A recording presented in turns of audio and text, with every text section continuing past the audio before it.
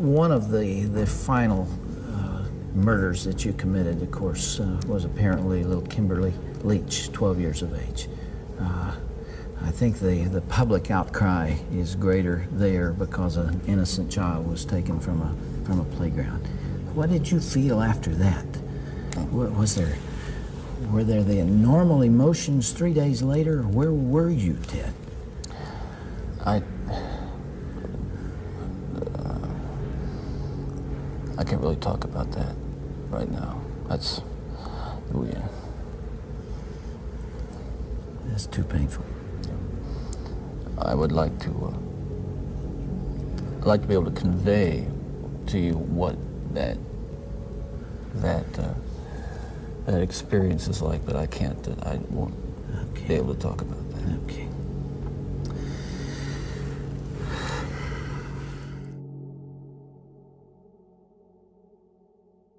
Ted Bundy was born Theodore Robert Cowell to Louise Cowell on November the 24th, 1946, at the Elizabeth Lund Home for Unwed Mothers in Burlington, Vermont. After 8 years at the home, Louise returned to her parents' house in Philadelphia to raise her new son. For the first several years of his life, Ted thought his grandparents were his parents, and his mother was his sister. In 1951, Louise and Ted moved to Tacoma, Washington, and Louise married Johnny Bundy, who was a military cook. Despite his parental circumstances and his limited surroundings, Bundy was well behaved and grew into an attractive teen who was generally liked and performed well in school. After high school, he entered the University of Puget Sound and continued to do well academically, but felt uncomfortable around his fellow peers, who were very wealthy. In his sophomore year, Bundy transferred to the University of Washington to escape the uncomfortable feeling of his financial inadequacy. Throughout his years at high school, Bundy suffered from acute shyness that resulted in him as appearing socially awkward.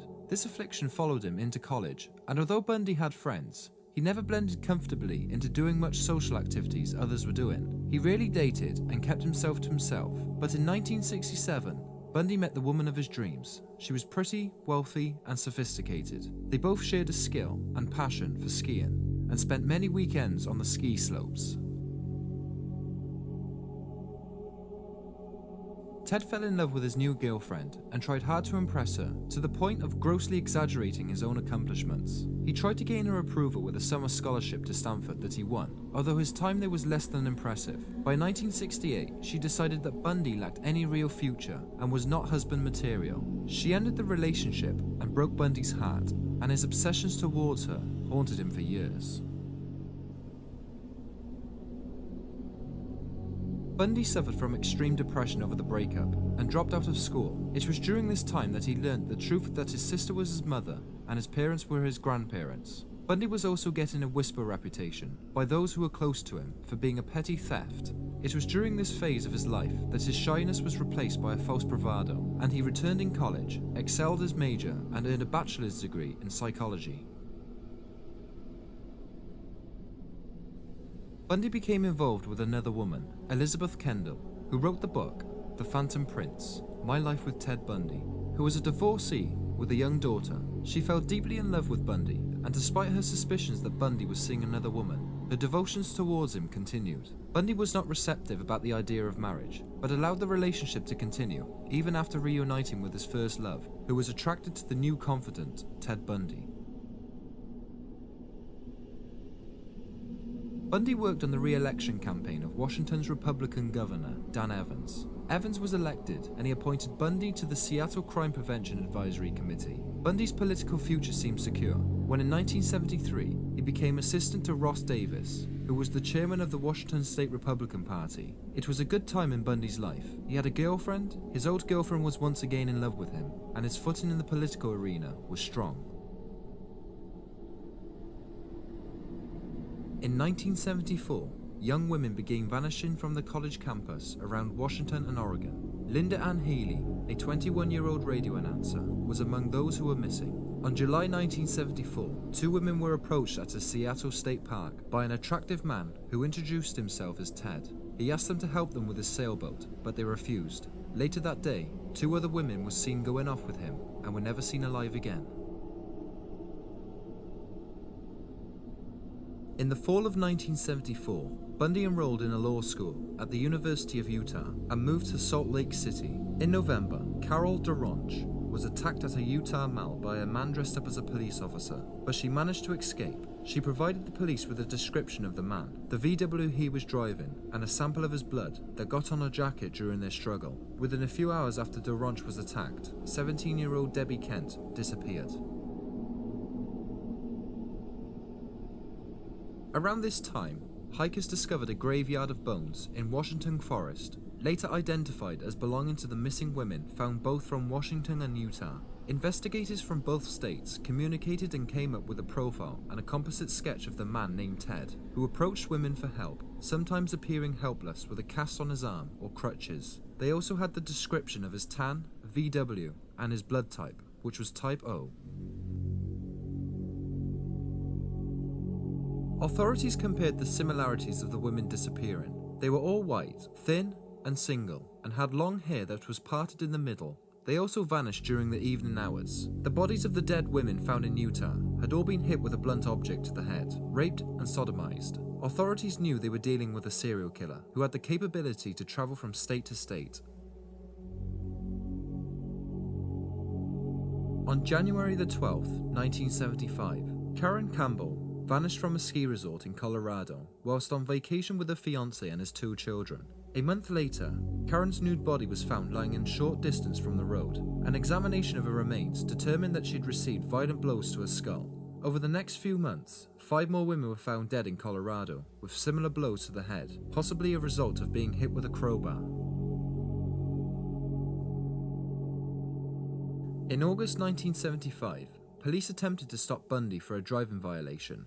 He aroused suspicion when he tried to get away by turning his lights off and speeding through stop signs. When he was finally stopped in his Volkswagen and was searched, police found handcuffs, an ice pick, a crowbar, and pantyhose with eye holes cut out along with other questionable items. They also saw that the front seat on the passenger side of his car was missing, but police arrested Ted Bundy on suspicion of burglary. Police compared the things found in Bundy's car to those DeRonch described seeing in the attacker's car. The handcuffs that had been placed around one of her wrists were the same make as those in Bundy's possession. Once DeRonch picked Bundy out of the lineup, the police felt that they had enough evidence to charge him with attempted kidnapping. The authorities also felt confident that they had the person responsible for the Tree State murder spree that has gone on for more than a year.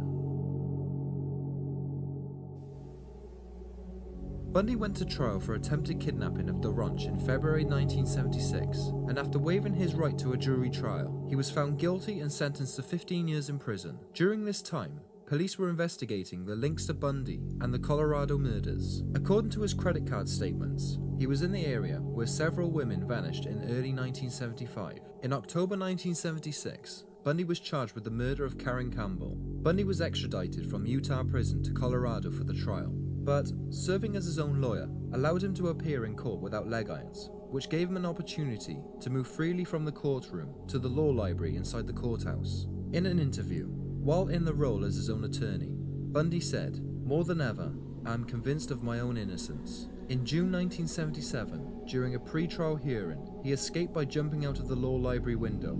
He was captured a week later. On December the 30th, 1977, Bundy escaped prison and made his way to Tallahassee, Florida, where he rented an apartment near Florida State University under the name of Chris Hagen. College life was something Bundy was familiar with, and one he enjoyed. He managed to buy food and pay his way at a local college bars with stolen credit cards. When he was bored, he would duck into lecture halls and listen to the speakers. It was just a matter of time before the evil monster inside Bundy would resurface.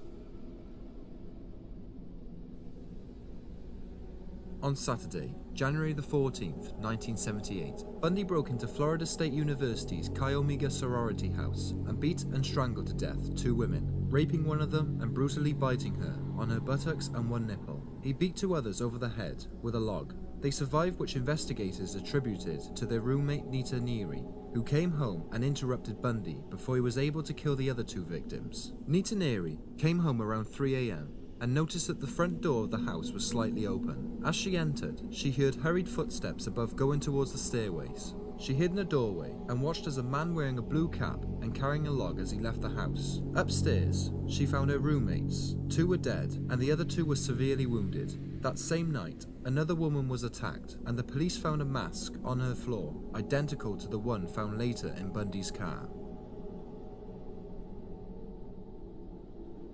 On February the 9th, 1978, Bundy killed again. This time, it was 12-year-old Kimberly Leach, who he kidnapped and then mutilated. Within a week of the disappearance of Kimberly, Bundy was arrested in Pensacola for driving a stolen vehicle. Investigators had eyewitnesses who identified Bundy at the dorm at Kimberly's school. They also had physical evidence that linked him to the 3 murders, including a mold of the bite marks found on the flesh of the sorority house victims. Bundy was still thinking he could beat a guilty verdict, but turned down a plea bargain whereby he would plead guilty to killing the 2 sorority women and Kimberly in exchange for 3 25-year sentences. Bundy went on trial in Florida on June the 25th, 1979, for the murders of the sorority women. The trial was televised, and Bundy played up to the media when on occasion he acted as his own attorney. Bundy was found guilty on both murder charges and given 2 death sentences by means of the electric chair. On January the 7th, 1980, Bundy went on trial for killing Kimberly Leach. This time, he allowed his attorneys to represent him. They decided on an insanity plea, the only defense possible with the amount of evidence that the state had against him. Bundy's behavior was much different during this trial than the previous one. He displayed fits of anger, slouched in his chair, and his collegiate look was sometimes replaced with a haunting glare. Bundy was found guilty and received a 3rd death sentence. Bundy surprised everyone by calling Carol Boone as a character witness and marrying her while she was on the witness stand. Boone was convinced of Bundy's innocence. She later gave birth to Bundy's child, a little girl who Bundy adored. In time, Boone divorced Bundy after realizing he was guilty of the horrific crimes. After endless appeals, Bundy's last day of execution was on January the 17th, 1989. Before being put to death, Bundy gave the details of more than 50 women he had murdered to Washington State Attorney's General, Chief Investigator, Dr. Bob Keppel. He also confessed to keeping the heads of some of his victims at his home, plus engaging in necrophilia with some of his victims. In his final interview, he blamed his exposure to pornography at an impressionable age being the stimulant behind his murderous obsessions. Many directly involved with Bundy believed he murdered at least 100 women. The electrocution of Ted Bundy went as scheduled to a carnival-like atmosphere outside the prison. On January the 24th, 1989, Theodore Bundy died around 7:13 a.m. as crowds outside cheered his death.